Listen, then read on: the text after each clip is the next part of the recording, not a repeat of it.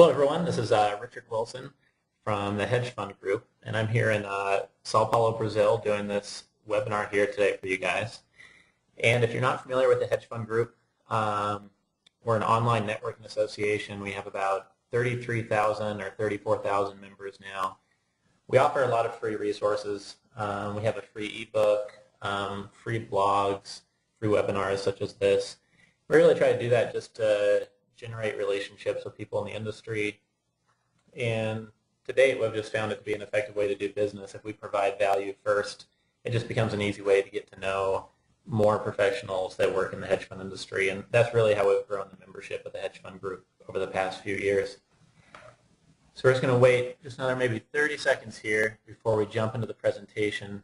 If you do have questions, feel free to send them in within the chat or a questions box that you might see within your webinar software. And at the end, we're going to try to take as many questions as we can. I think we're going to fill up the full 1,000 people on the line today, so we're actually not going to be able to do voice questions, or there'll just be 80 or 90 people talking over each other. So we're just going to do chat-based questions. I'll read them off and then try to answer them near the end. But I hope that what we share here today will help you a lot, whether you're launching your hedge fund career, transferring over from another area of investment or finance. It should help. It's everything that I've learned that I think would be helpful, and I can fit into a 1-hour presentation. And we get a lot of questions every year, several thousand every quarter, about hedge fund career advice. And so we've done a lot of research for people in the industry, and just developed a lot of resources in the past. We're going to use all of that in the presentation today. So let's go ahead and get started. All right, so first off, why is it important to spend 30 minutes or 45 minutes of your day today on this webinar? I know many of you are on your lunch break or had to take a break from your normal work day to be here. So obviously, why should you be here? First off, I'm just a true believer that no matter what challenge you're facing, there's been professionals who have faced that exact same challenge in very similar circumstances to what you're facing today. And if you can learn from those people and take advice from them, you might be able to speed up, over a 30-year career, you might be able to speed up and move past 3 or 5 years of struggle or just slower progress. And so we're just trying to be part of that solution here today, just providing really condensed advice for your hedge fund career. Next, the other reason is if you don't know some of the common mistakes that pretty much everyone makes at some point in their career, and lots of people make in the hedge fund industry, it can just, again, slow you down. Maybe you won't get paid what you're worth, or you'll end up in a dead-end job that you don't really feel much passion for, and that you're not that successful at because it's not a good match for your skills. And then last, the final slide of this presentation is by far the most important, but you won't be able to take advantage of that unless you take notes along the way. So if you really want to make use of your own time, it's good just to get a pen and paper or a pencil and just jot down some quick notes just on 2 or 3 things that you can take action on today or this week that are going to make a real difference in your hedge fund career. So this is a diagram of what I refer to as the 3 circles strategy. I believe Jim Collins refers to it as the hedgehog strategy. But it can be a real career path decision-making tool for you in your career.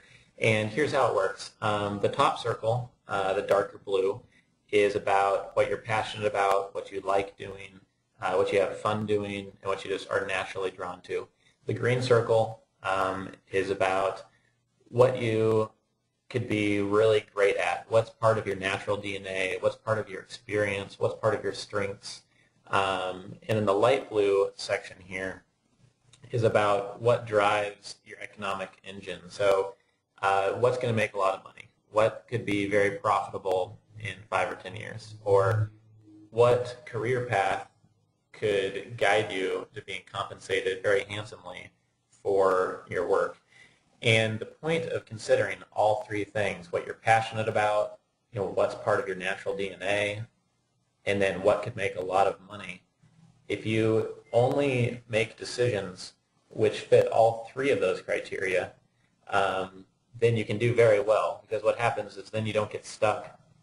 For example, everybody knows someone who's tried to make a career, playing in a band or being a solo artist, and that might be all about, what you're passionate about. Sure, some people do make a lot of money doing it, but that might be an example of somebody just going solely based on, what they're passionate about. Or someone else might go into investment banking or commercial real estate just because you might make a lot of money, but maybe it's not a good match for their passions or for their natural abilities. Maybe their natural abilities are more analytical, where commercial real estate might be more focused on sales and relationship development. And you can really use this within the hedge fund industry. I've used it within my own career and my own business.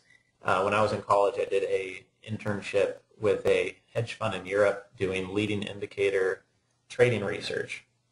And while I was doing that research, I realized that while maybe I'd positioned myself to be highly compensated doing trading research, it wasn't something I was really passionate about, and I'm not sure that it was something I could be the best in the world at. So that kind of led me more towards marketing roles, capital raising roles, and that's what led me towards working as a third-party marketer and raising capital for different types of hedge fund managers. So this is not something that's, it looks theoretical, but it really is not something that's very theoretical. It's really very real world, and you can use this, starting today with almost any type of decision you make related to business or your career.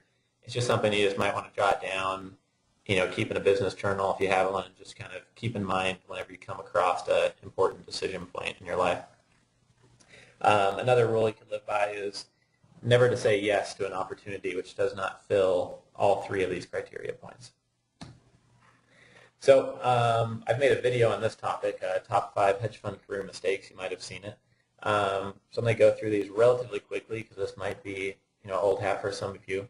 Number one, the most important thing in the hedge fund industry is to not come across as being annoying, and that's the shortest way of stating it. But in other words, don't email somebody 6 times a week, or email them, call them, fax them multiple times in a day, or you're just going to turn people off very quickly. And there's 2 reasons why that is. The first is that the hedge fund industry is relatively small compared to other industries, and hedge funds generally get many inquiries about jobs, especially nowadays with the recent economy not being as stable as it used to be. So it's really important to come across as someone who values the other person's time. Otherwise, they're not going to be interested in working with you or interviewing you at all.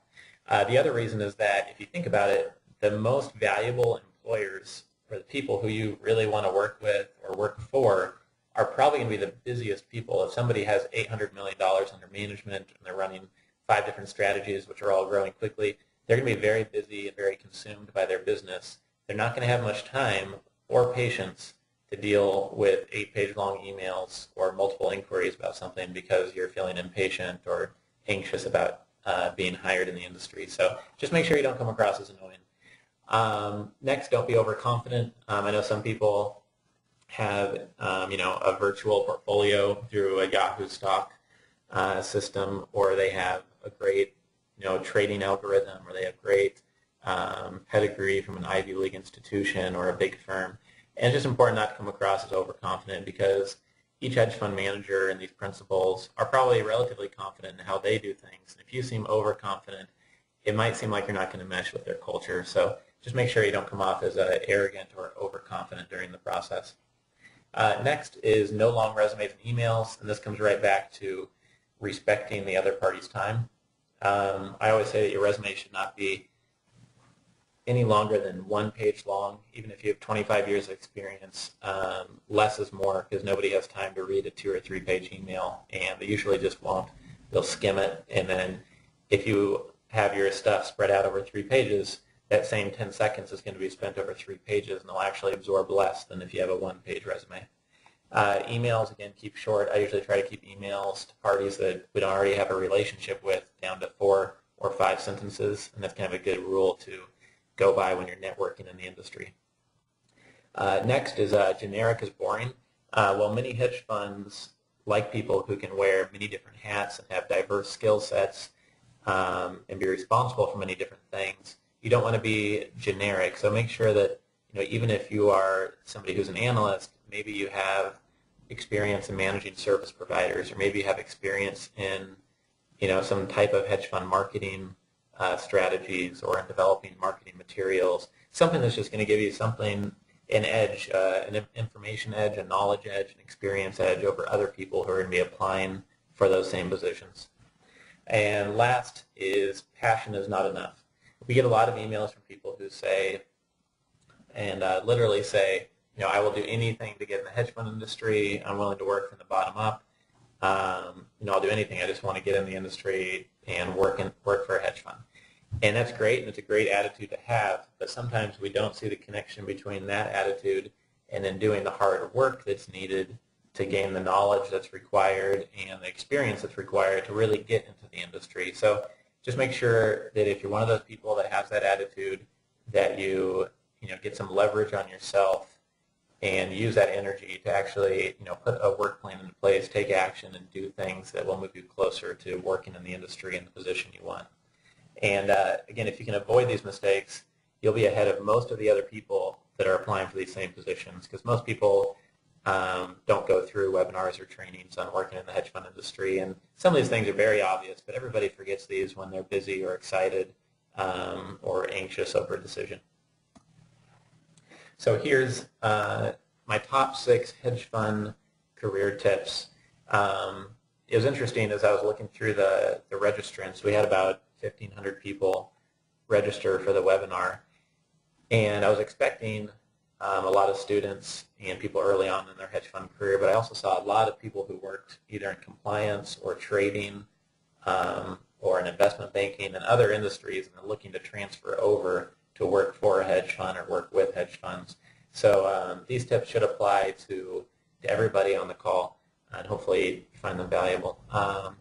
The first is to become a hedge fund student. Read a book every 2 weeks, subscribe to free newsletters. I'll give you links to a few later. Listen to podcasts on hedge funds, read newspaper articles. Our team offers the CHP designation. It's a hedge fund training program. And then we're going to talk later about creating your own hedge fund mastermind group as well. So these are just tips on increasing your knowledge, moving up the learning curve as quickly as possible. If you're wondering how you can gain the knowledge so you don't feel like an outsider, these are some tips you could jot down for things you could start taking action on today that would help you feel more like an insider when you're going to interviews and networking with people. Next, use the 3-circle strategy we just discussed. I know I mentioned this twice already, but that is on purpose because I think this is so important. Next, use 2 or 3 career mentors. Try to find people who are willing to spend 30 minutes with you each month and give you career advice, at least within the investment industry, if not specifically on hedge funds. Next piece of advice that is probably one of the most valuable if you're looking to start your hedge fund career would be to complete at least 1 internship, and ideally 2 to 3 internships. And lots of people email us saying that they just need an entry-level job because they don't have time for an internship. And I really just don't believe that's the case for anybody. If you want an internship, you can not only find one, you can fit it into your schedule. Even if you are married with 2 kids and working full-time, you can find a hedge fund that needs, for example, leading trading indicator research. You can find a hedge fund that needs marketing research. You can find a hedge fund that needs startup help. Worst case scenario, you can work for someone 5 or 8 hours a week and gain some valuable experience and insights into how hedge funds work and how your potential role might be in terms of what you'll be responsible for producing each day. So I really encourage you to be creative, work for free until you prove your value, and then ask to be paid. Work part-time in 2 or 3 internships, maybe all together. You'll be paid enough to get by. It can be really valuable and make a huge difference in your career if you get that valuable experience versus kind of generic entry-level experience. Number 5 here, something I talk a lot with hedge fund managers related to hedge fund marketing is developing your own unique selling proposition. It's often referred to as a USP. within the marketing world. And what this is something you can state within a single sentence, which is about the benefits you can provide to a hedge fund. So it could be related to, like we were talking about before, about not being generic. It could be related to the fact that although you have 2 years of analyst experience and a business degree from Boston College, you also have done a year's worth of strategic marketing planning in a business industry, and you can combine that to help the hedge fund develop their own strategic business plan or marketing plan in addition to your analyst role. So it's just something unique you can add to the table. And then my last piece of advice here, which is probably one of the most valuable within this webinar, is just to try to land the unadvertised job. All of my positions I've had throughout my whole career have been jobs which never were posted on Monster. They're never posted on the Alborn Village or Hedge World or Hedge Fund Blogger. They were positions that literally did not exist until I contacted the firm and sold them on hiring me for the position. I did this once by calling 10 firms in the Yellow Pages and met with 2 or 3. One of them gave me a job. I also went to the Alborn Village in college to get that internship with the European hedge fund and was hired by a hedge fund that wasn't hiring.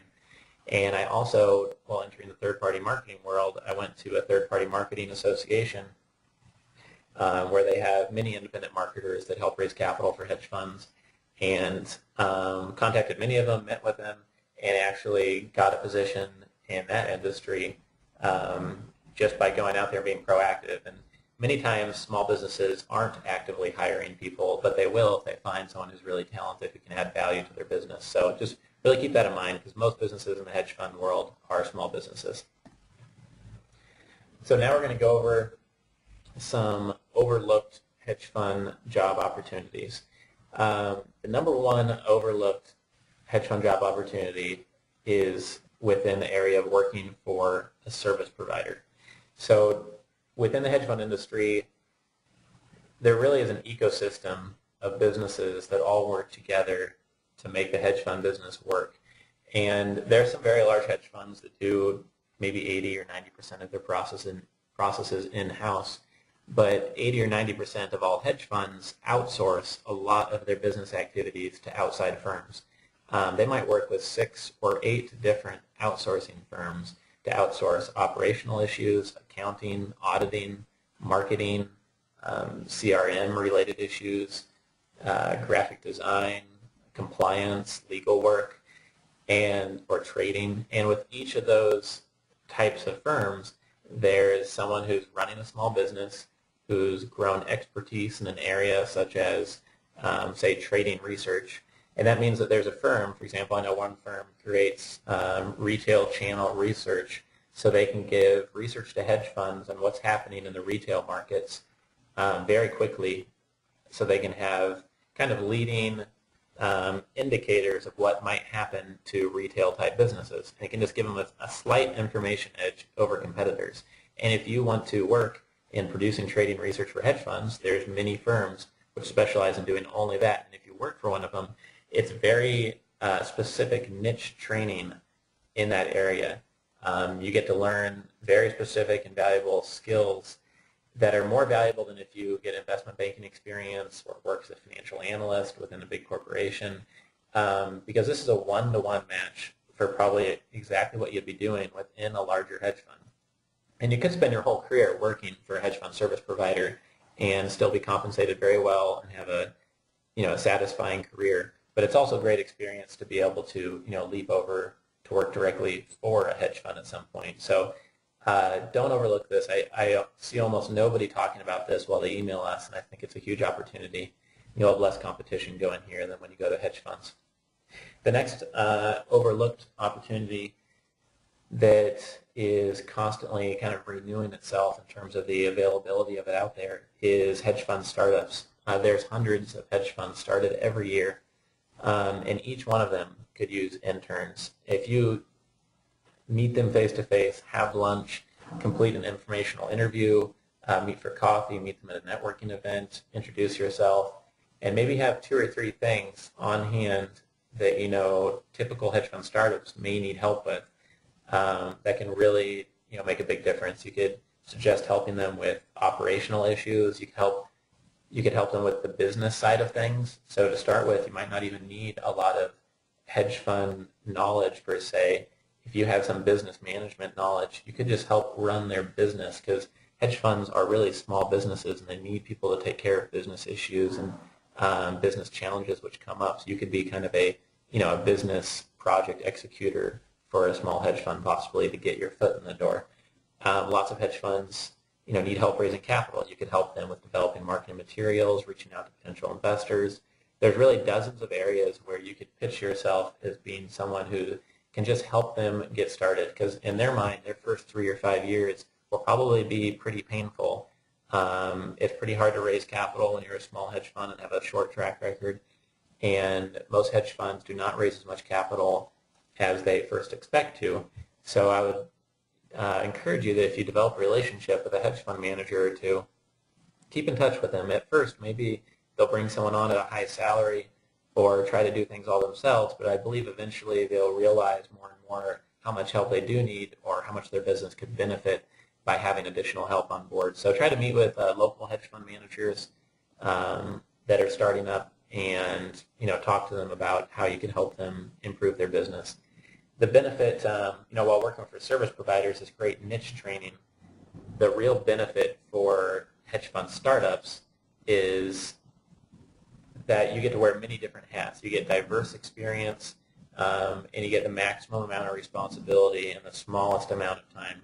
Many times, if you're hired to be a marketer, you're also going to help with operations and business issues and completing RFPs and different, investor relations related issues. So it's something that's important to keep in mind, as often overlooked. And one question, which I was going to make a separate slide but did not, was referring to what's different about working in the hedge fund industry. If you work as a compliance expert or a trader, or you're a student and you're looking to work in hedge funds, and you're thinking, wow, I don't know much about hedge funds. It seems very challenging. It seems like there's a big wall to get in. I feel like an outsider maybe. There are two differences, but there's not that many differences. So don't be too intimidated by it. First off, most hedge funds are more entrepreneurial than the average business. Some of them are bootstrapped, others are not, but you really should just recognize that the principals of the firm have a lot of their own money and time invested, and it's different than working for a large corporation. And likewise, unlike a large corporation, they're very results driven. They want people who every day are going to be executing, getting things done. And like one hedge fund manager told me, if somebody at my company is not working from the minute they get here till the minute they leave, then they're not working at our hedge fund anymore, because we just have so many things we need to get done and execute on. They don't want to hire people who are not drivers and are not executors. So that's important to know. Those things are emphasized more in the hedge fund industry than I've seen in other business industries. But the important thing to remember is that niche knowledge is really what you need to get in. Experience is more important than anything else, but when you're starting from ground zero and you're thinking, how am I going to adjust myself to work in the hedge fund industry, moving up that learning curve and really building your knowledge within the hedge fund niche is the most important thing that you can focus on to prepare yourself to work in the industry. It lets you kind of speak the language of hedge fund managers, lets you understand what they're talking about. During interviews, you'll come off as much more well-versed and intelligent. Just by the types of questions you ask, you're going to come across as a better fit for a position if you're really knowledgeable about the industry. And now here we're going to go through some quick resume tips. I'm going to go through this page relatively quickly because we're about 30 minutes in the call now, and I know that many of you probably have worked in several professional positions before, so I don't want to bore you here. Again, never have your resume be more than 1 page long. Always start with action bullet points. Include tangible, verified results. Sometimes I see resumes which talk about how the person synthesized strategic plans to improve the company's prospects, and it really doesn't mean anything. It just sounds made up. You really want to focus on raise $200 million in capital from family offices and wealth management firms in 4 months, something like that, which is very it's time constrained, it's specific, it's tangible.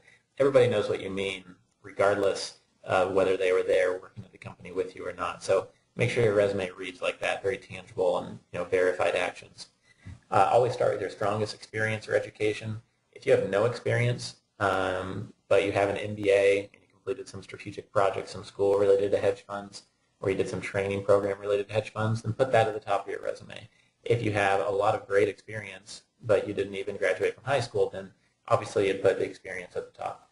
If you've never published anything, I would encourage you to get to work and start writing and synthesizing what you're learning about hedge funds or about analytics or about marketing, if that's your niche, and just start writing a newsletter, a blog, self-publish a book. That's something I did when I was completing my MBA.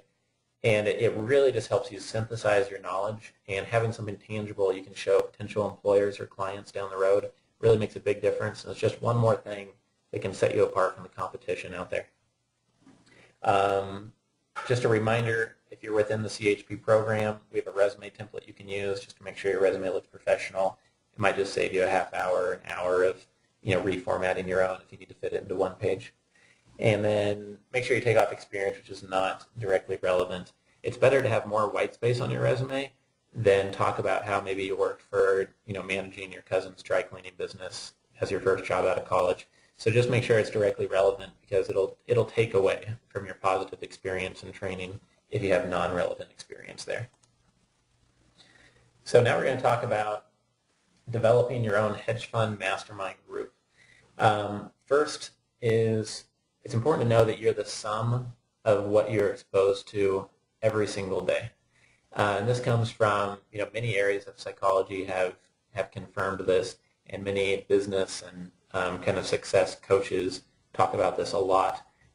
There's a CD and a book called The Strangest Secret by Earl Nightingale, which is really good. And it talks about this very same concept. And basically all this idea revolves around the idea that who you'll be in 2 years from today. So in 2012, on January 12th, you will be the sum of what you read, who you discuss ideas with, and what inputs you allow into your life. So if you, read books, go to training programs, complete internships, complete your degree, hang out with people who are very positive, who have accomplished a lot in their life, who have high goals, it's going to be a world of difference of where you are in 2 years than if you spend your time watching TV, going to the movies twice a week, trying to beat the latest, Call of Duty video game, or hanging out with people who are pessimistic and complaining about the economy and complaining about the government and talking about how the hedge fund industry is impossible to get into. So, just take the boring corporate job that might be more available near you. So it really will affect who you are, and this has made a huge difference in my life. And I really think if you put this to work, and if you write down nothing else today, this might be something that can really help you move forward in the hedge fund industry. Because most people just don't put the effort into designing their career or their life to really push themselves forward as fast as possible. And what we're talking about here on this page of the presentation is creating a mastermind group so that you can control or at least improve the inputs in your life.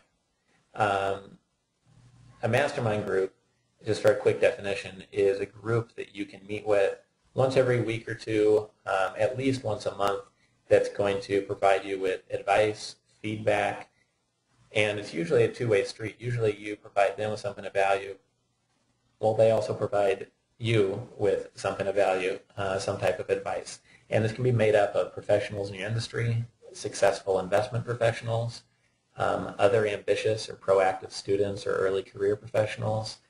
And then at a few points in my career, I couldn't find enough professionals who wanted to actually get on the phone once every 2 weeks or meet in person every 2 weeks and talk about career progress and what you're learning in business.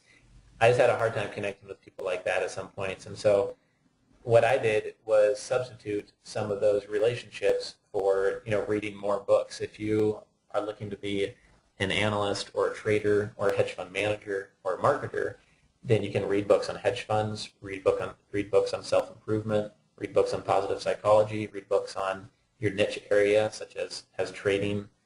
You could look at research done related to trading, or traders who have written books or white papers. If you start searching, there'll be almost no end to the amount of information you can consume on your niche topics related to your career goals. And so I would encourage you to not say, well, I don't know any of these people in the first 3 bullet points. Try to find at least 1 or 2. And if you can't find very many or any, at least go back to what I mentioned before. Try to read a book every 2 weeks, or just add more positive inputs in your life so you'll get more out within the next few years. And Peter Drucker is famous as saying, that we live in a knowledge economy, and most people nowadays are knowledge workers. And in the hedge fund industry, we're not stamping out widgets in a factory. We're not creating car parts. We're not doing typical kind of blue-collar manufacturing work at all. It's all knowledge work. Everything we do is related to knowledge work. And so this is especially true in the hedge fund industry and with your hedge fund career. And it's that those who can grow their specialized knowledge more quickly grow themselves as an asset, and as a direct result are worth more. In a knowledge economy, knowledge is an asset, and every business and person is interested in increasing the value of their assets. And one overlooked way is by controlling your inputs so that your specialized hedge fund knowledge really grows quickly, because that's going to grow what you're worth in the marketplace. Now real quick, as we mentioned in the beginning, the hedge fund group runs the CHP designation. It's a 2-level program. First level is about hedge fund fundamentals. The second level, you can specialize. So it's kind of like an MBA program or an undergraduate program, where the first half is generic, make sure everybody gets the basics of hedge funds down. And then the second level lets you specialize. So if you want to work in due diligence, you can complete the level 2 module in due diligence, and same for marketing and sales or portfolio analytics. And the reason we did this webinar is it's really relevant to the things we're trying to provide people within the CHP designation. We provide a lot of career coaching within the program, resume advice and feedback, and it just helps people advance their business career. We provide over 60 educational videos. You can add the CHP designation to your resume to make it stronger, increase your specialized knowledge within an area, and just speak the industry language more fluently so you can just move forward in your career, hopefully more swiftly. So here is probably the most important slide or part of this presentation that we'll be talking about today. And that is truly what I believe is the secret to success. And oftentimes when people are looking for a shortcut or a secret or the magic way of doing something, if someone tries to sell you that shortcut, it's usually too good to be true, and it sounds too good to be true, and most people are skeptical of it because they should be. And this advice is really no different, but it's not difficult. The advice is to be proactive in taking risks and taking action every day, and then you'll learn quickly and uncover hidden opportunities. In the hedge fund industry, many people are unsure of what first steps to take. They're worried about, should I email the hedge fund manager? Should I call him? Should I fax him? Should I send him a letter in the mail? And if you think about it, if there's a tiger in Africa on the savannah and he sees a gazelle and a zebra, he doesn't sit there for 30 minutes and not do anything. He goes after one. He goes after the closest one. He takes action. And I saw a statistic showing that only 1 out of 20 in the animal kingdom, only 1 out of 20 hunts is actually successful. Most of the time, these animals fail at hunting. And the same is true in business, and the same is true in improving your career and running your hedge fund career. Most of the times when you try something, it probably won't work, but that's no reason to stall and not take action. A lot of the people that we work with and hear from are kind of stuck in this mode of planning in their mind of what they're going to do eventually, or what they're going to do in 2010 and part of 2011, or in June 2010, that's when I'll have everything in line and I can approach these hedge fund managers with more confidence, or at this point I'll have 6 years of experience, or my degree will be done. And so things are put off, and people plan forever, and they get in this analysis paralysis mode. And the real secret to success is just to get yourself out of that and take action every single day. The author of Chicken Soup for the Soul wrote a great book called Business Success Principles, and he sold over $100 million worth of his books, and he said the same thing, that every single day he would just do one thing to market his books. Just one thing. Not 10 things, not 100 things a month, just one thing every business day. In over 3 years, that means he had done 600 different things to market his book. And guess what? The average author does maybe 6 things, if any, to market their own books. And so you can take the same lesson and use it in your hedge fund career, and just every day take one action. Contact at least one hedge fund manager every day. Or, one day, schedule out your next 2 weeks and find 10 things you could take action on. Improve your hedge fund resume one day. The next day, contact hedge fund managers. The next day, research more hedge fund managers you could contact later on. The next day, try to form your mastermind group and send out emails to 8 or 10 people. It's really just a matter of, planning for success for yourself. And what lots of people, I think Evan Pagan and one other professional, his name isn't coming to my mind right now, call it, getting leverage on yourself, or making your success inevitable. And getting leverage on yourself is basically, creating habits so that every day you have a habit of doing things which are going to move you forward. There's a quote that goes, first you make your habits, and then your habits create you. And it said that about 96% of everything we do is habitual. The way you brush your teeth, what you eat in the morning, what you start to work on, do you check your email first, what you do right before you go to bed. Everything we do, almost everything, is habitual. And so if you make the habit of taking one action, first thing, every day, then that's just going to be something that's going to become automatic and become very powerful for your career. And this is something that I did. I talked about creating your own publication and being able to put that on your resume and bring that to job interviews. And that might seem like the most unrealistic thing that I mentioned in this whole webinar, but it's something that I took from someone named Jeffrey Gitomer, who said he had an average career until he was in his 40s, and then all he did was started writing one page a day, and he got some newspaper columns going, he got a newsletter going, and now he's paid more than Colin Powell for his speeches, and his phone rings off the hook with new clients that want to work with him. And the point is, he promised the same secret to success, and he said, I'll give you my most valuable $1 million piece of advice because I know that 99% of you will ignore it and won't actually take the actions to put it into place because it actually takes hard work. It's not easy. And so I'd really encourage you to take this seriously, and if you forget everything else I've talked about today, this is the number one most important thing. Just to take action every day on improving yourself and your hedge fund career. Another quote by Brian Tracy. Let's go back here. Another quote by Brian Tracy is that if you want to have what others don't, you have to do what others won't. In other words, do the work that others are not willing to do, and you'll get the results that others wish they could get. If you want to work in the hedge fund industry, and you have that attitude of, I'm going to do whatever it takes to work for a hedge fund, or I'm going to do whatever it takes to start my hedge fund, then just realize that also has to convert into, I'm going to do the work that, and I'm going to keep on doing the work that others are not willing to do.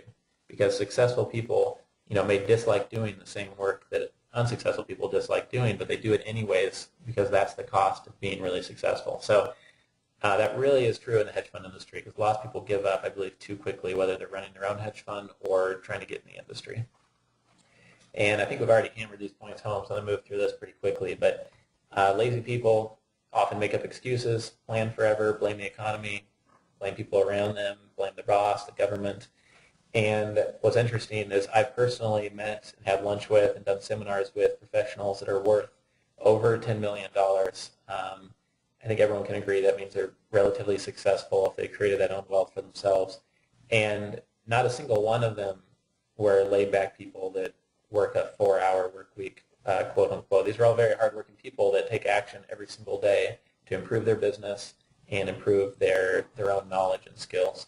So I think that's important to note. And then the last piece here was I was recently in Los Angeles for a training program, and there's a lot of small business CEOs and sales professionals there, and there's a lot of guest speakers as well, and there's actually, I think, 7 or 8 different guest speakers. And I took a lot of notes during the program, 8 or 9 pages of notes, and I narrowed it down to 3 or 4 bullet points I could take away. And what I realized while reviewing the notes is the only thing that was common among all of these people's advice was that speed of implementation is the most valuable skill that you can grow. Being able to quickly take an idea, for example, a few pieces of advice from this webinar and put them into place today. You can find an hour, sometime today or this evening if you found the time for the webinar, to put some of these things into place and just start now or start tomorrow morning, no matter what, get it done. So it's just something that has been really valuable to me more recently and thought I could share with you guys. So here are a few resources to take action today if you'd like to. We offer a free hedge fund ebook. We update it usually twice a year. Sometime probably in Q2 of 2010 we'll be updating it again.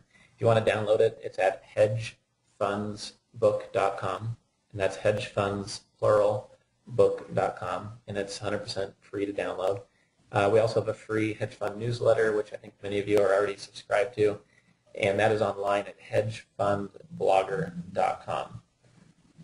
And again, that's hedgefund singular blogger with 2 G's.com. And then third, as we already mentioned, we run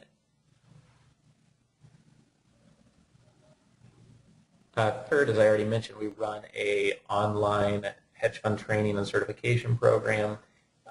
What's unique about it is there's no testing centers or anything. It's all truly online. And it can really help you move up the learning curve in your specialized knowledge. But more importantly, we offer free career resources. So if now is not the right time, or if you would just like to learn more about hedge fund careers, you can go here to this link for free. It's at hedgefundcertification.com/library.html. And for those of you who are just listening to the audio, again, that's hedgefundcertification.com/L-library.html. And there we have a couple of videos for free, and then a dozen articles you can read for free all about hedge fund resumes, careers, and just some good video advice there on mistakes people make in their hedge fund career. The CHP program opens for registration twice a year. One of those times is actually this Friday at 2 p.m. We have 300 people within each session, and then once the 300 slots are filled within the program, we close down registration for 4 or 5 months, and then when the next session opens, we open up again to another 300 people. The link below is where you could register on Friday if you'd like to. It's hedgefundcertification.com/E enrollment.html. And so now we're actually going to take questions, and I see that we have a lot of questions that have already come in over chat. So what I'm going to do, as I explained when the call was first beginning, we have almost the full 1,000 professionals on the line, and if we opened it up to voice questions, there would just be probably 80 or 90 people talking at once, and it wouldn't be productive for anybody. So what we're going to try to do is just scroll down through these questions, answer as many as I can, and I'm going to talk relatively quickly at the expense of the call being a little bit less clear, but hopefully getting through many of these questions before this hour is up. We've got about 12 minutes left. So the first question I got before the program even started was about the future of the hedge fund industry. And actually, if you go to YouTube and you search for hedge fund training or future of the hedge fund industry, you'll find videos made by myself or by the hedge fund group. Click on the hedge fund group account name, and you'll see all the videos we have on YouTube. And there's a video on the future of the hedge fund industry, and I explain my views there. I believe the hedge fund industry is only becoming more diverse and strong, and I think it's going to be a great place to work for a long time to come. I also have somebody here asking for a copy of the PowerPoint presentation we just went over. We're actually not making the PowerPoint or the video recording of this available to the general public. But if you're a member of the CHP designation, we're going to put a video recording of this within the Hedge Fund Premium training platform, which you get free access to within the CHP. So if you're within the CHP, you'll be able to access this later or refer to it later if you want. Another question here is about different trends in the hedge fund industry and also about mathematical model trends. Again, on YouTube, if you search for top 4 hedge fund industry trends, you can see a video I just published on that topic. Related to mathematical models, more people now are afraid of black box, truly algorithmic trading strategies now than ever before. There's a statistic that came out saying that 80-some% of all investors will not invest in something unless they understand it. So if you're looking to launch a hedge fund based on a model you've developed or work for one, I would just really encourage you to do your research first before you go work for one. And then also, if you're about to launch one, make sure that you show enough transparency people can have confidence in what you're doing. And the more pedigree you can add to your team, the better it's going to be for you. Here's another question about, can I get a list of hedge funds I could contact for employment purposes? Yes, we do provide that to alumni within the CHP program. The reason we don't provide it to everybody is that you can see just on this webinar we had 1,500 people register, and hedgefundblogger.com gets about 10,000 page views a day. And if we put a list out there of hedge fund managers' contact details, they would probably get literally 1,000 emails a day, and we would become their enemies instead of their friends. And that's the opposite of what we're trying to do, because we work with many hedge fund managers and helping them with their capital raising and the management of their business. So we do offer it, but we have to limit it to people in the CHP designation, or it would be worth nothing to anybody. Next, we have questions.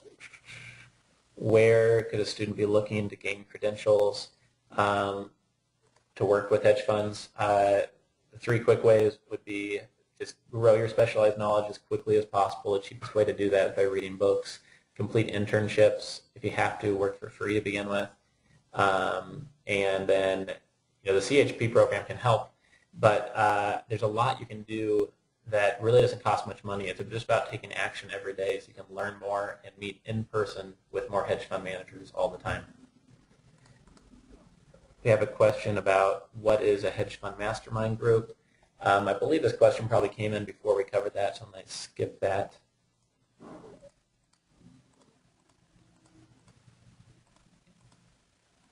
Okay.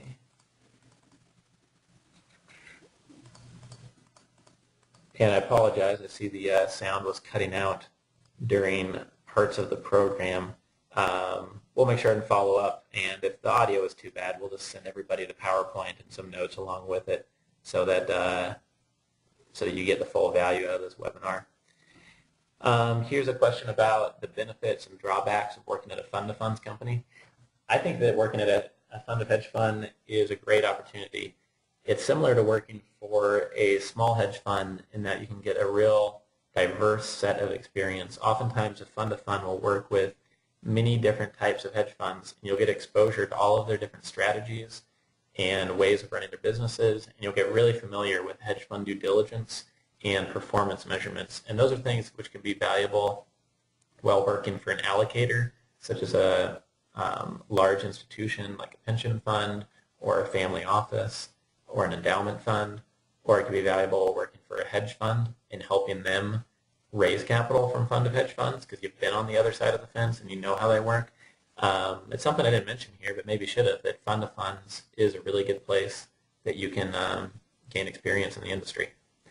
Some examples of service providers. I can provide a lot of examples on hedgefundblogger.com.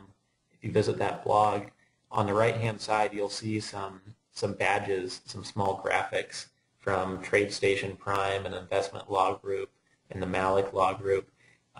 Also, if you click on the service provider directory link at the top, you'll see all different types of service providers.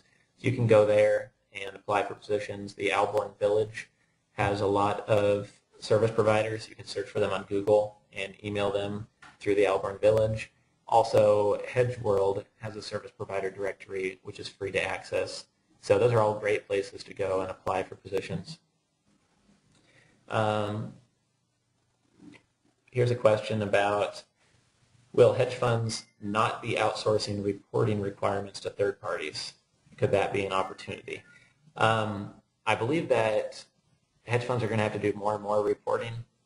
So whether you work inside of a hedge fund or a compliance reporting firm or an auditing firm of some type, it is a great opportunity. If you have accounting skills and hedge fund knowledge, then you're in high demand, and you combine that with 3 to 5 years of experience, and there's many funds that are looking for someone like yourself. So that is a great path to pursue if you have the skills and passion to go that route. Someone here is talking about advice on starting a hedge fund. We're actually going to have a separate webinar on hedge fund startups, so stay tuned for that. Also, you could visit hedgefundstartupguru.com, and that way you can get some custom advice there on starting your own hedge fund. Let's see here.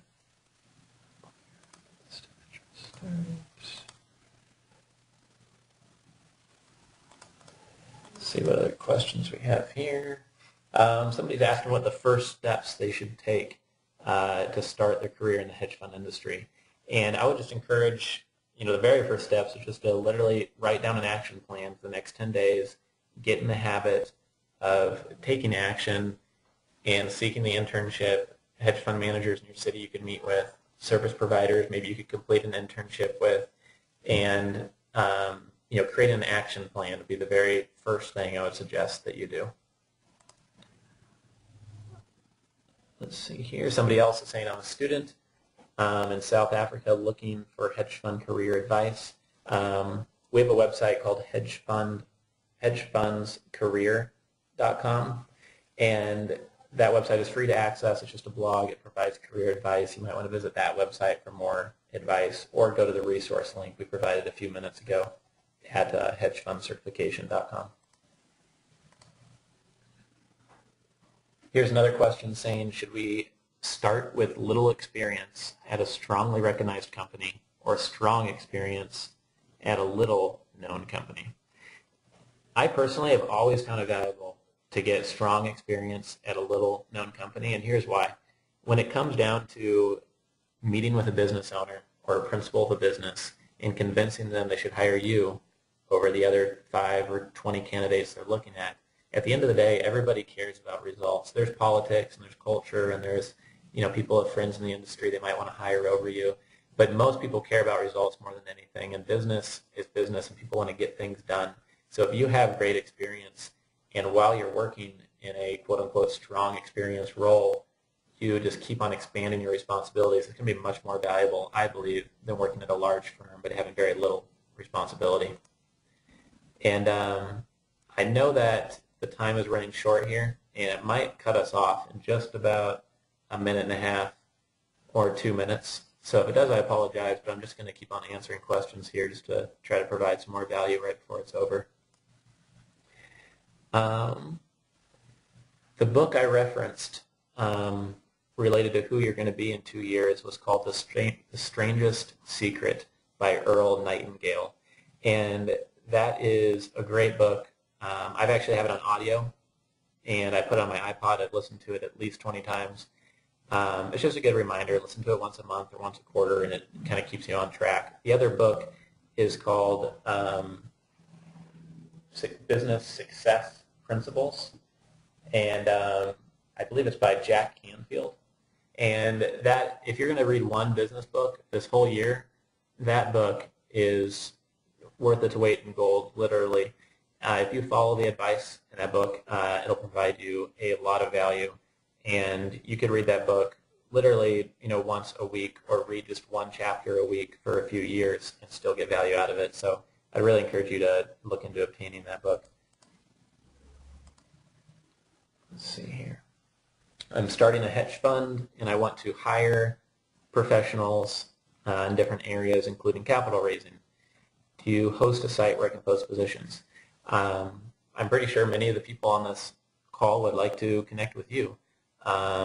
about the people that you'd like to hire for your hedge fund startup. So if you'd like to send me an email, we can post your job on hedgefundblogger.com. We post positions there once every month or two. We post a new job to the website. So if you'd like to send us an email at, actually you can send it to me personally at richard@hedgefundgroup.org, then we can figure out how to get that posted to our site. Let's see here.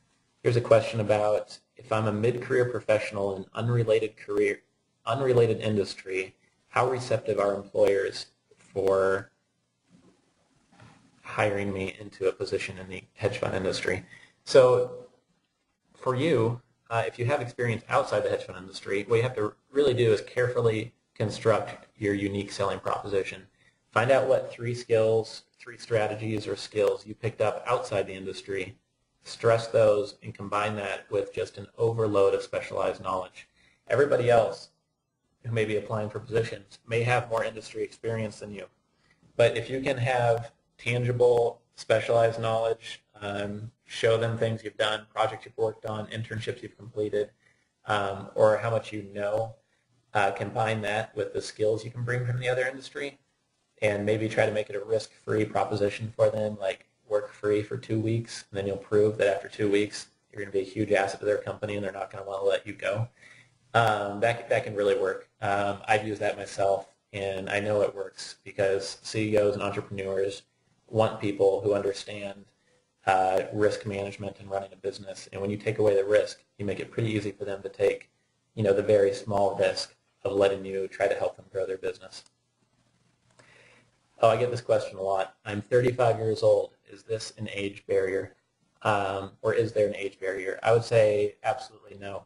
I know people who came from an insurance industry at the age of 48 and started working in hedge funds. Sometimes hedge fund managers would rather hire experienced professionals who are humble but still hungry to learn, because they'll be more responsible employers. Especially a small hedge fund might need to trust you with a lot of responsibility. So if you're older, you're more likely not to just randomly not show up at work, or not follow directions, or not know how to professionally write an email. There's a lot of things that, for example, our business has experienced while working with interns or entry-level employees that you just take for granted when you work for people that have 5 or 10 years or 20 years of experience in any business field. So I wouldn't discount that experience. You're on an even, playing field with everybody else. How important could a lawyer be for a hedge fund, and what is the lawyer's role in the industry? Lawyers help with the formation of a hedge fund. It's usually a very expensive and detailed process. They also help with the ongoing business, legal demands that any business has in terms of patents or trademarks or copyrights or employment laws. They also get, advice to hedge fund managers for marketing-related issues or investor redemption-related issues. And then the last area is compliance. A lot of lawyers work in the compliance area as well. So it's very important. If you're looking to work in that area, it's a growing field, and there's many service providers who are growing their business every year you could potentially work for. Another question, will an MBA make me employable in the hedge fund industry?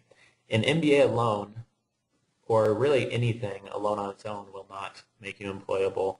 It's really a combination of things. It has to be a combination of things. Many people ask us, if we earn the CHP designation, can you promise me a position in the industry? And we can't. And nobody could honestly or ethically say, complete our university course and we'll guarantee you'll get a job, because it's based on so many different factors. But an MBA does help, and this is why most businesses are small businesses within the hedge fund industry. And if you work for a service provider, this is also true. And having your MBA gives you that round skill set to wear many hats. So I would include the MBA and combine that with kind of a diverse skill set, item within your USP. But I would really make sure you combine that with other things. If you rely on just the fact you have your MBA and kind of lean back on that, I don't think you'll be very successful.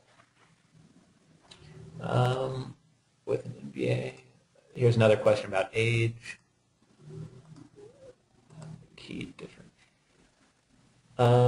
Here's information. Let's see here. We already answered that question.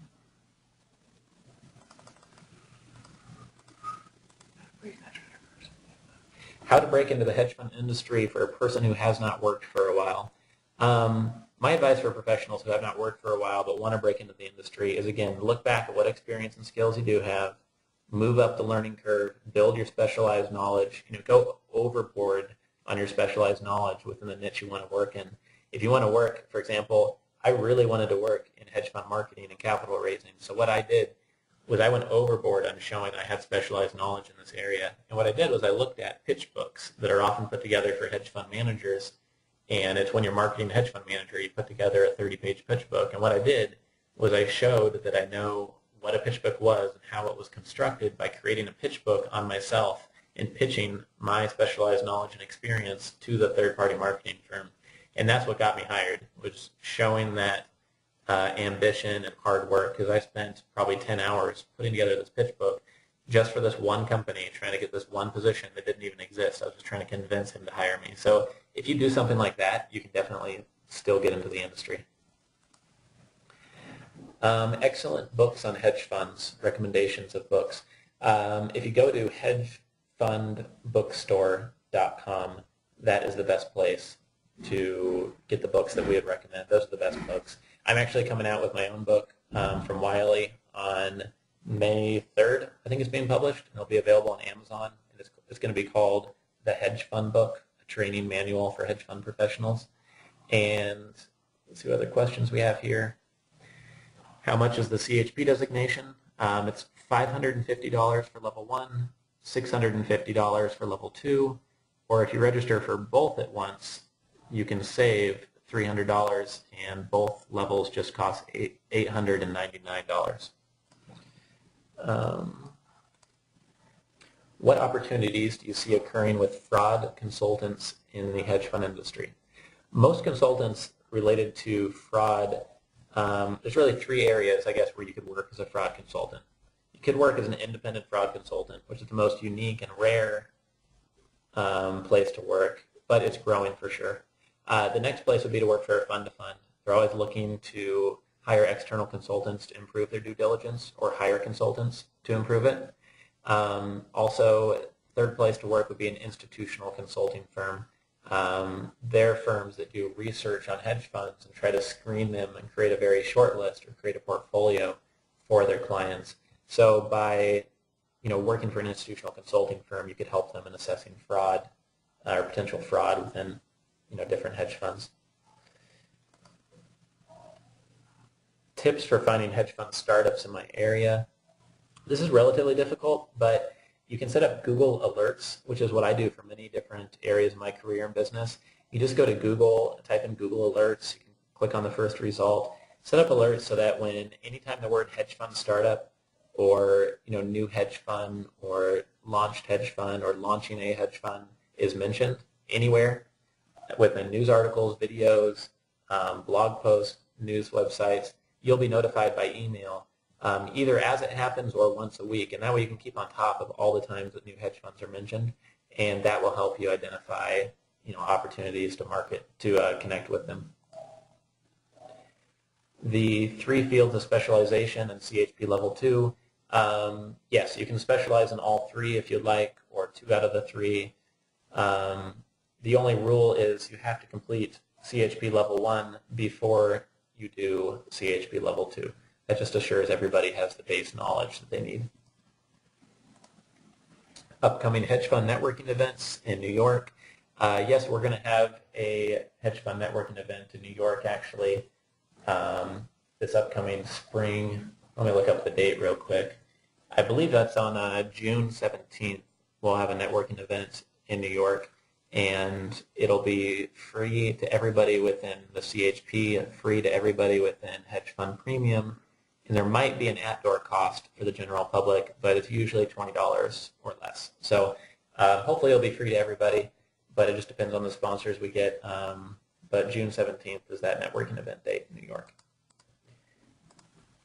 Do I suggest an MBA or a master's in quantitative finance or a professional certification as the best way to get into the hedge fund industry?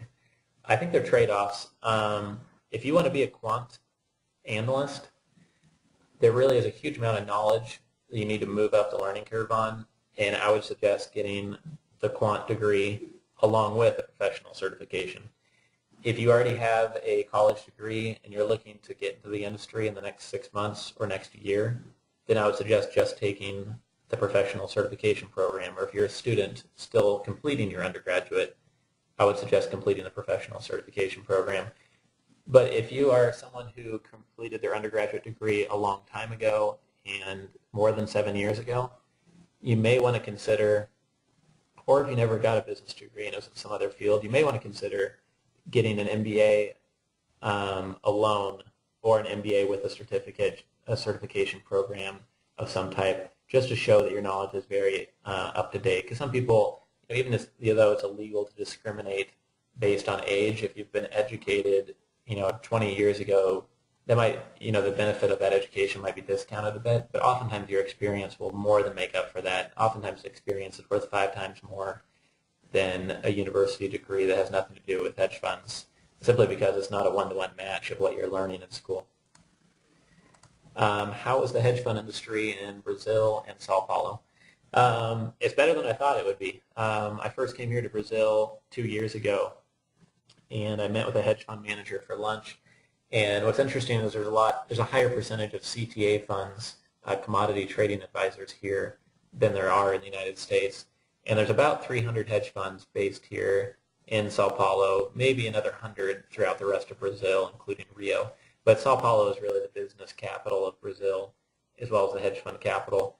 What's interesting, though, is the hedge funds don't have to manage as much money to produce enough profits to live off of or to hire a staff.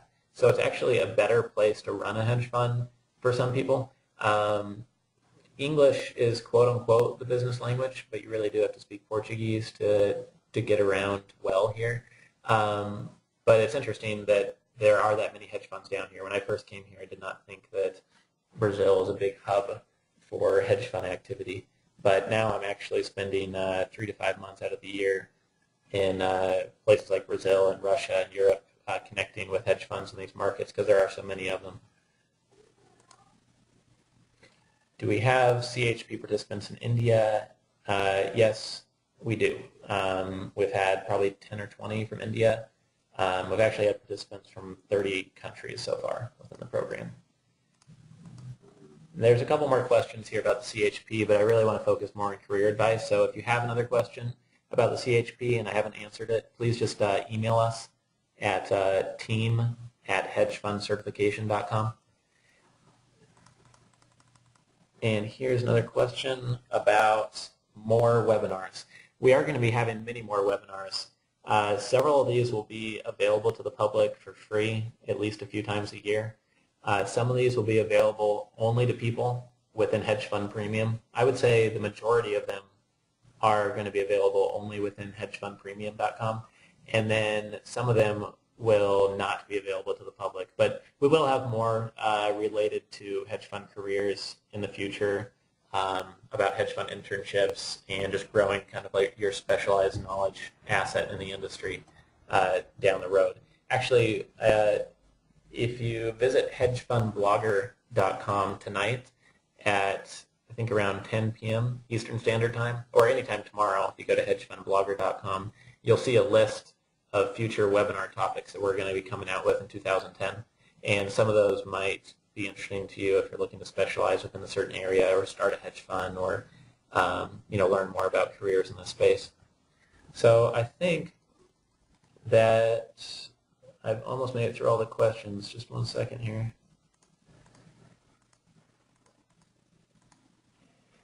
I need to obtain a green card. Can I do that by working for a hedge fund? I've gotten this question several times.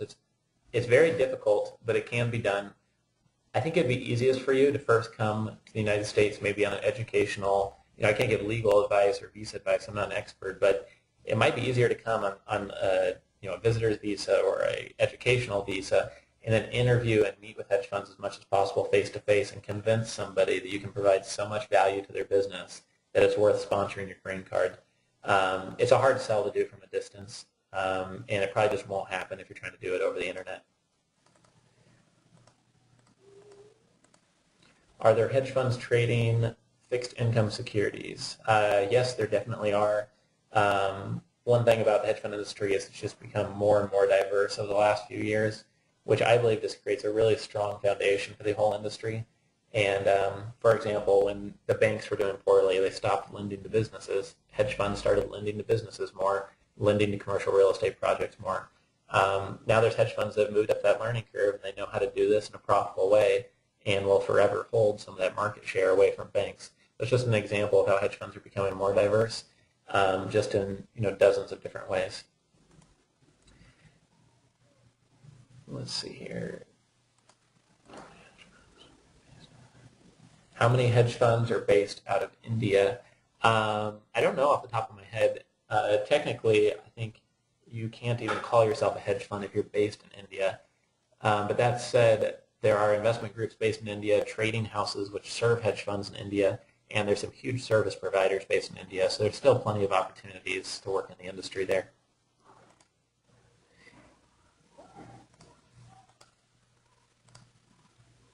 I'm from Russia with marketing experience. I'd like to work in the hedge fund industry. Is it too late to start at the age of 28? No, not at all. I was recently at a banking conference in Moscow, and I was speaking to people about capital raising and authority construction processes, and it was interesting. They said that hedge funds there aren't widely invested in yet, but everybody agrees it's going to be a huge growing trend. The resistance is that lots of wealthy people in places like Russia and India and even Brazil is that lots of wealthy people and business owners have their money tied up in real estate. They know real estate. They trust it. It doesn't lose their money. And they're a little bit scared to get started in hedge funds. And combined with that, there's a bit of a language barrier, and not many domestic investment funds in Russia are actually hedge funds. So in the future, that's changing. So I think you'll be in a great position if you get hedge fund experience now. But right now, it's still in a growth mode.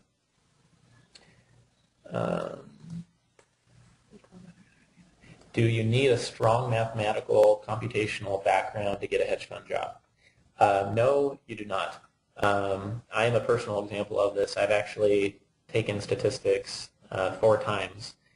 I took it in my undergraduate and failed. It was the only class I failed during my undergraduate program. I took it again, but I got a C-. Then during my MBA program, I took it and I got a C. And it turns out a C can't count towards your grade within the MBA program I was in. So I had to take it a 4th time, which I finally passed it by using a tutor along the way and going to every help session. And my point there is that I've moved forward in the hedge fund career successfully every year, making progress, and I am very poor at mathematical computational work. It just all goes back to that 3-circle strategy. If you want to work in an area that you're passionate about and uses your DNA and can make a lot of money, then you're naturally not going to apply for positions that require math experience if you're horrible at math. So just really stick to that 3-circle strategy, and you won't run into any problems of, oh, this job, to work in the industry, I need this experience, but I'm horrible at that. That should just never be the case if you're following the 3-circle decision-making strategy. I want to be a hedge fund trader at an investment bank. How can I work in the hedge fund industry as well?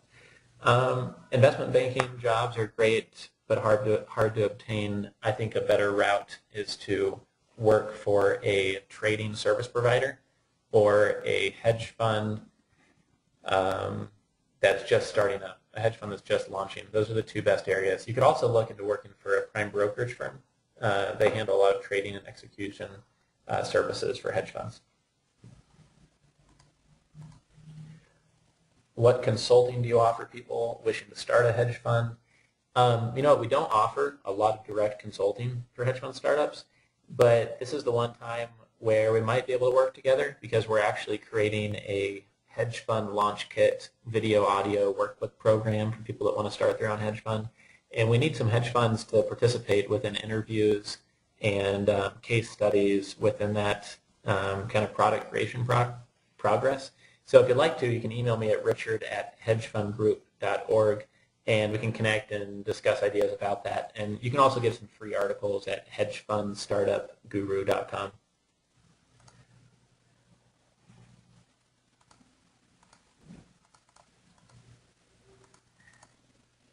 For someone working as a vice president in a product control function in an investment bank, how difficult is it to move within a hedge fund to the hedge fund career?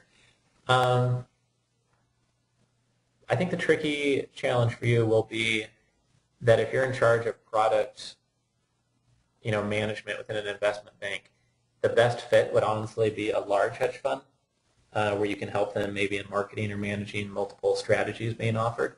But the challenge would be a large hedge fund is going to want in-industry experience. So I think your best bet would be to maybe not work for a hedge fund startup. You probably have higher compensation requirements than maybe most hedge fund startups could accept.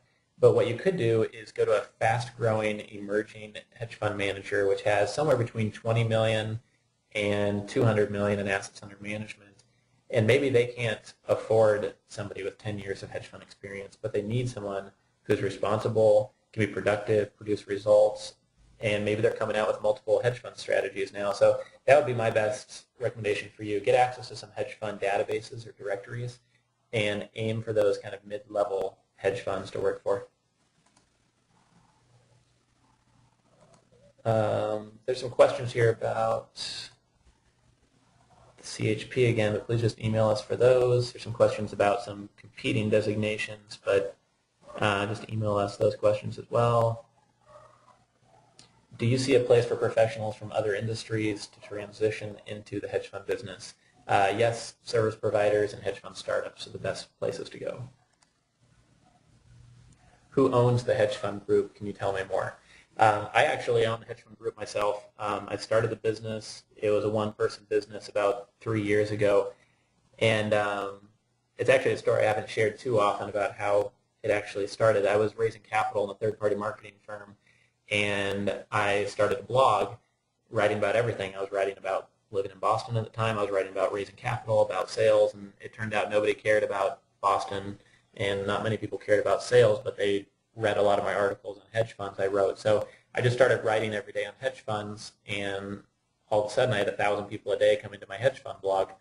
And I just kept on writing every single day, just as Jeffrey Gitomer recommends. And eventually the traffic got so large, I was able to start holding networking events, partner with others to create training programs like the CHP, and growing our networking group. And it took about a year to get 5,000 members in the hedge fund group. And then over the next 2 years, we grew it up to 33,000. So it's really kind of grown quickly recently with members all over the world, and you can network with them for free by joining at hedgefundgroup.org and then networking with them through linkedin.com. So I hope that didn't sound too promotional, more just interesting about how the hedge fund group came about, but it really just came from demand from what we saw on the blog. People are asking us for a way to network with each other, and then they're just asking us for a ton of career advice, resume feedback, how to get started in the hedge fund industry, how to learn more about hedge funds. And instead of holding a whole bunch of seminars and conferences, we created the CHP designation program. How do we meet with hedge fund managers? It's just like any other business. You just want to identify the names of hedge fund managers you want to meet with, obtain their contact details, and then as often as possible meet with people in person. The more in-person meetings you can have, the more effective it's going to be, the faster you'll move forward. And I've done informational interviews over the phone and asked for email advice, and it still works very well.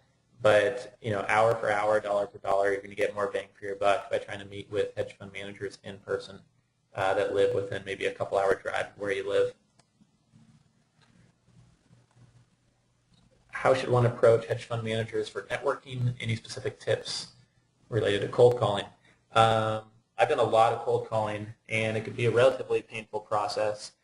So if you can do it so that you have a lead-in so you don't seem like a cold call, then you kind of move past that painful process. If you live near them, then suggest to meet in person, just send them a 2-line email. It's much more casual and non-threatening or alarming when somebody sends you that type of email. Also, make sure that if you're trying to reach out to a lot of different hedge funds, that you consider going to hedge fund networking events and try networking with hedge funds there, because they're always showing up to the events in New York or other cities. And if you want a list of the events we offer, they're posted on hedgefundpremium.com.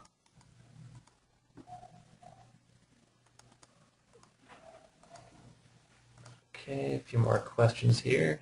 Thought we were almost done, but we have a few more. Will this webinar be presented again in the future? No, it won't. We were actually going to charge $97 for the webinar.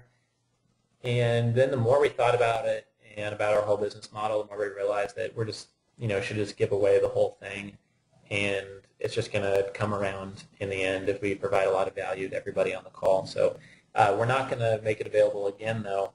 We'll have a different webinar available maybe later this year.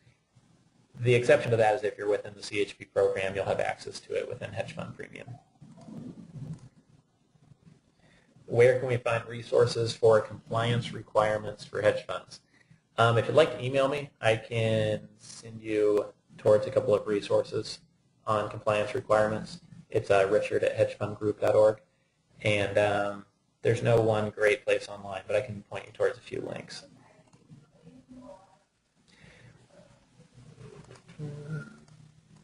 What is the minimum capital required to start a hedge fund? This is a great question. The answer is there is no minimum. When I was in college, I got excited about working for the hedge fund, in hedge funds, and at I had the exciting idea that I wanted to be, one of the youngest hedge fund managers ever, and I was going to start my hedge fund with $10,000. The reality is, starting a hedge fund can be very expensive. If you do it the quote-unquote right way, using all the industry best practices, even if you're frugal, you're looking at $30,000 to $60,000 or more. If you spend the average amount, you're looking at probably $50,000 to $80,000 or $100,000 to launch. And many people spend a couple $100,000 launching their hedge fund. You have to look at this as a 5-year payback period business where, it might take you 5 or anywhere between 4 and 7 really, but maybe 5 full years or more before the business is actually, pumping out profits for you. So you have to have, a wealthy spouse, a trust account supporting you, a side income business. Maybe you own a small business. You can have someone else run it for you while you run your hedge fund maybe.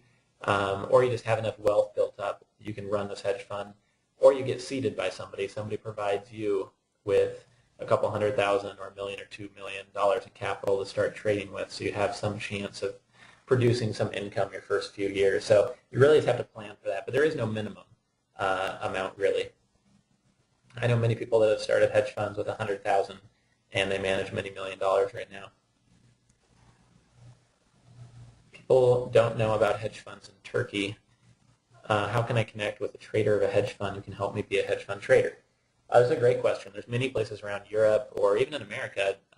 For example, I have relatives that live in Nebraska, and many people in Nebraska have never heard of hedge funds except for maybe seeing them in the newspaper or something bad about them in the newspaper maybe.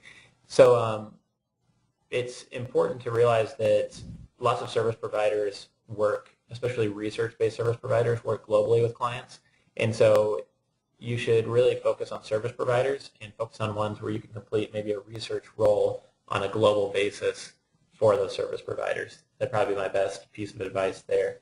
And also there's new hedge funds being started up around the world, thousands within Europe every couple of years. So make sure and keep that in mind.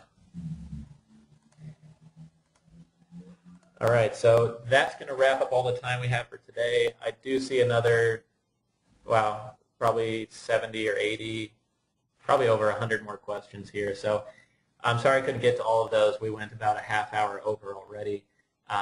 If you still have a question, please do send it to us.